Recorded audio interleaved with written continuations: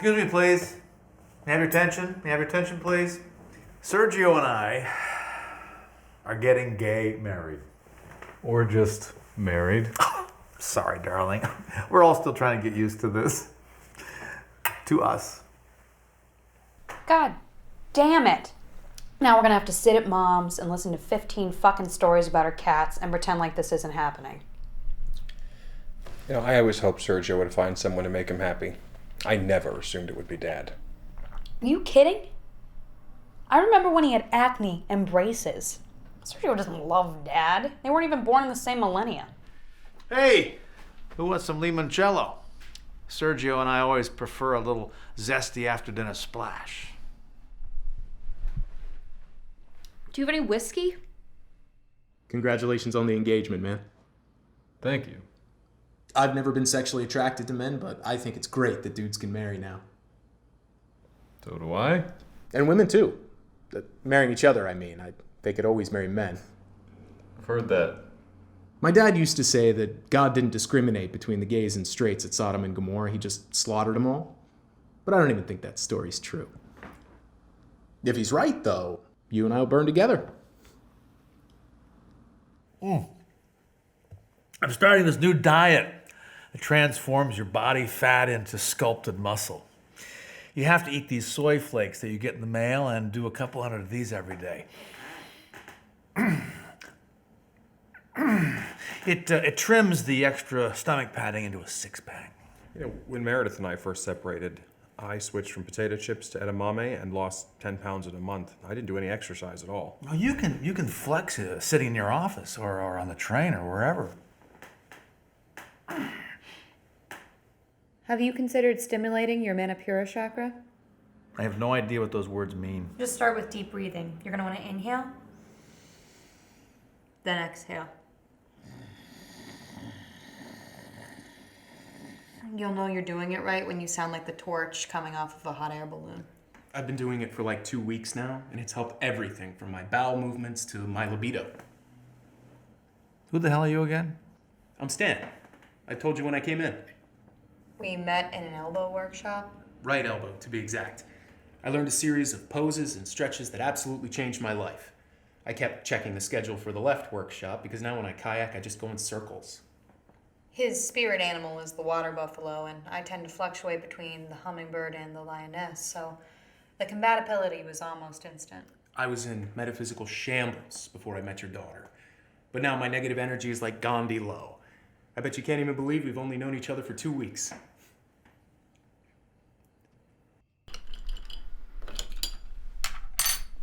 I'd like for you to be my best man. Well, thank you. I'm flattered. Should I be my dad's best man? He's gonna ask my brother. We think it'd be a nice gesture, our families intertwining. I'll have to think about it. Oh, sure, of course. My initial instinct is to say yes, but I'd like to talk to Meredith first. I've begun to think of her as family. Closer than family, really, even though we're divorced. The whole thing is happening so quickly. I will definitely attend. So Meredith has actually agreed to attend my funeral as the widow, even though she's getting remarried. Now, if I get remarried before I die, she won't have to do that. But if anything happens to me, she's going to dress in black and wear the veil and will weep next to my lifeless body until my soul has all but faded away. It's a small gesture, but a meaningful one. Now I don't have to go into the ground without someone I love dearly to grieve for me. Who wants a peanut butter egg?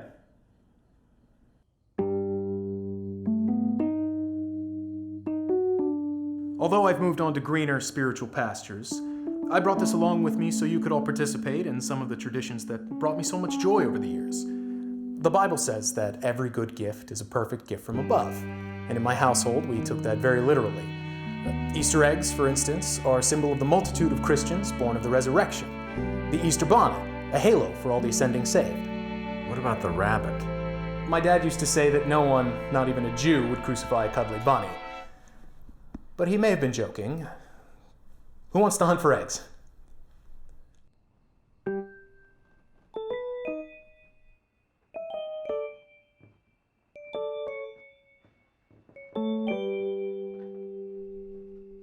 This is just about the stupidest fucking thing I've ever done. I thought the same thing. Well, then I found one with $20 in it. I wonder what his family does for Memorial Day. Well, knowing Catherine, we won't get a chance to find out. Upstairs, there are now 15 eggs with various prizes hidden in moderately difficult locations. Happy hunting. I need $10,000. It's kind of a lot of money, sweetheart. I'm summering with a Swami in India. I'm going to find myself. Couldn't you find yourself at a workshop or something? I'm not paying for you to go to India. This is just like the time when you first started dating that transcendentalist and you wanted a cabin in New England. Or that fatalist who talked you into giving away your savings account. I was going to lose it anyway. The Christians want me to pay for a pilgrimage to Mecca. I'm getting married. I'm paying alimony. I can't afford it.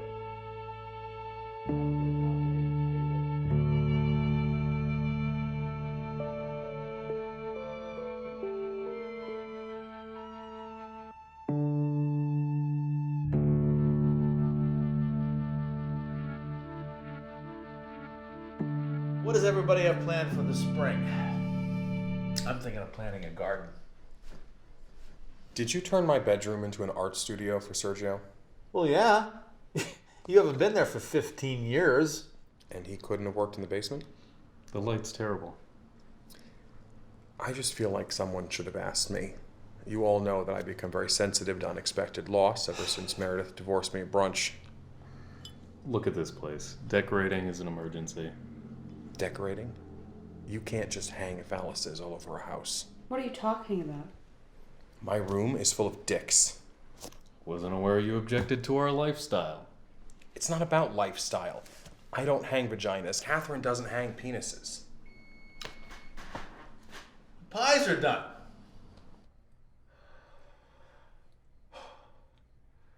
Just because she did not participate in the hunt does not mean the idea was a failure. You can be a beacon of light in a sea of darkness. Namaste.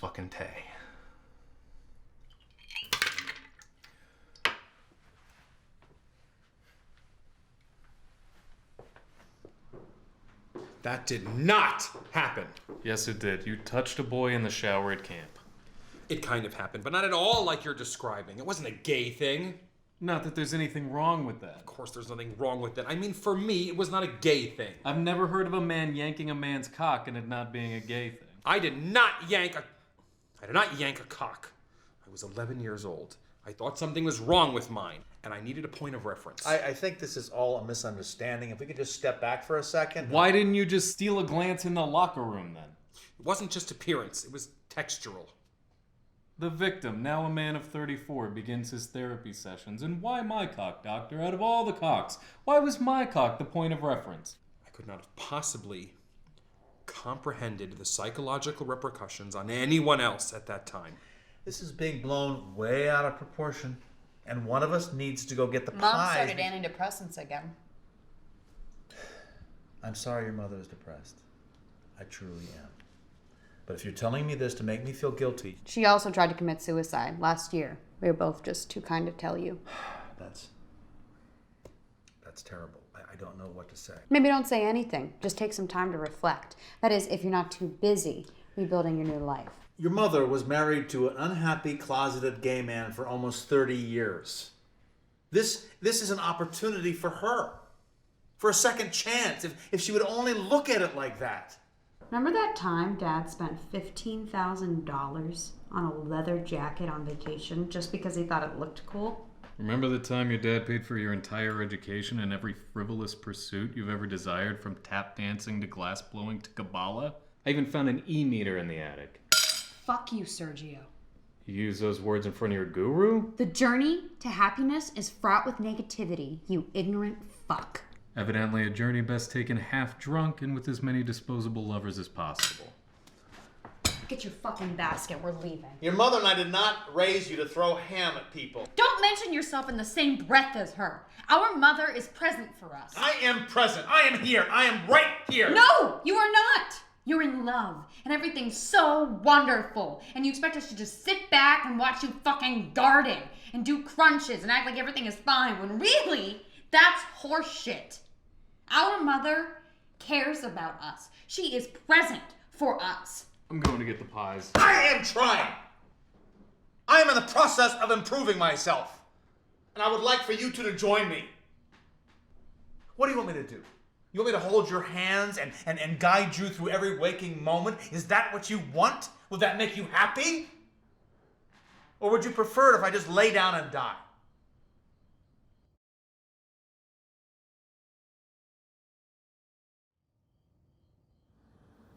Do you know what I hate most about Meredith? And I hate so much about Meredith. It's how special she made me feel. Right up until the end, she told me that I was the most important person in her life. We must have made love a couple thousand times. But the last time, she had already had the divorce papers drawn up and didn't have the courage to tell me. And it felt like rape. And I didn't know why. And now, no matter how hard I try, that's the only time I can remember. Her lifeless body, stiff, but not resistant, and this soft slapping sound where a moan should have been.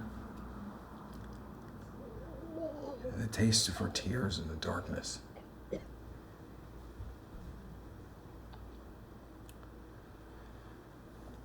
I have a lot of unresolved issues that I never worked out with my parents, but they died. Have you ever considered just telling her how you feel?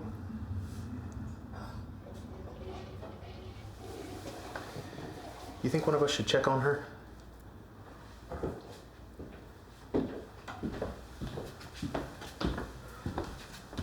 Let's clean this mess up.